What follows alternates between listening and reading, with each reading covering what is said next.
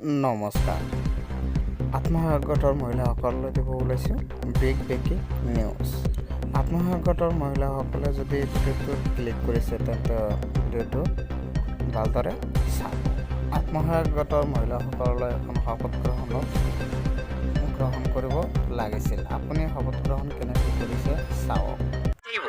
আমাৰ দেশখনৰ গণতান্ত্ৰিক পৰম্পৰা আৰু মুক্ত স্বচ্ছ তথা শান্তিপূৰ্ণ নিৰ্বাচনৰ মৰ্যাদা অটুট ৰাখিবলৈ আৰু গঠিত নিৰ্বাচনতে নিৰ্ভয়ে তথা ধৰ্ম বৰ্ণ জাতি সম্প্ৰদায় ভাষা বা আন যিকোনো প্ৰলোভনৰ